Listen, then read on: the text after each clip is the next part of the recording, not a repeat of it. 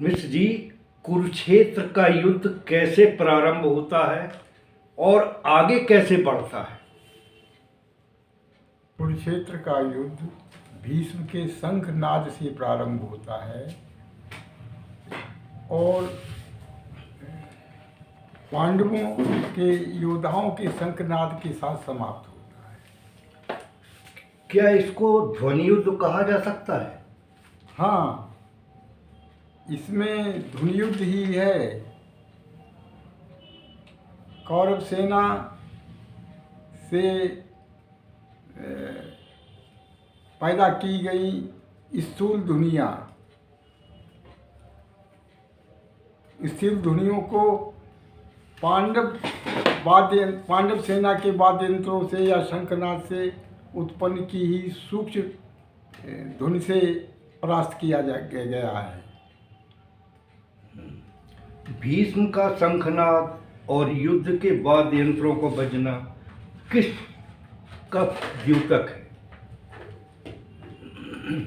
ये ध्यान में आने वाली जो बाधाएं हैं, ध्यान जब उनका प्रतीक है। ध्यान जब साधक शुरू करता है तो सांस की गति बढ़ जाती है और सांस जो है धौंकनी सी चलने लगती है। सांस के बढ़ जाने से शरीर के अंतर्गत होने वाली क्रियाएं, इंद्रियों की क्रिया है, पाचन शक्ति की क्रिया है, ब्लड सर्कुलेशन है, इन सब की ध्वनि भी बढ़ जाती है। तो ध्यान भंग होने लगता है। लेकिन अगर ध्यान सूक्ष्म ध्वनियों की तरफ चला जाता है तो उसका ध्यान भंग नहीं होता है। जब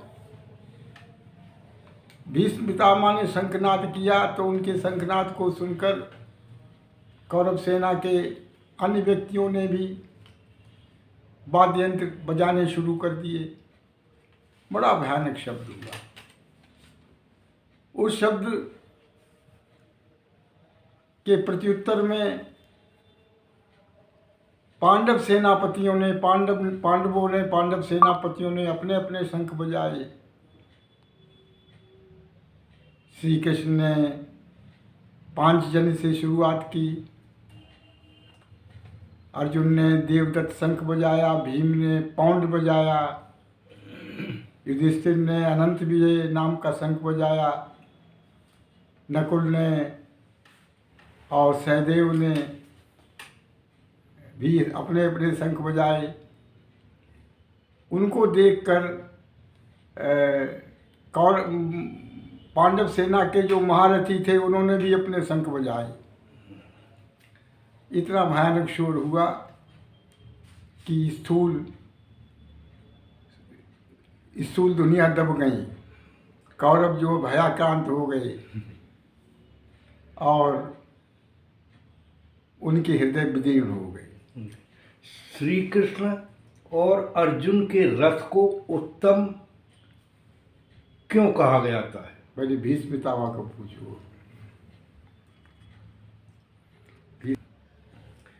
इसलिए उत्तम कहा जाता है। श्री कृष्ण और अर्जुन के रथ को उत्तम क्यों कहा जाता है?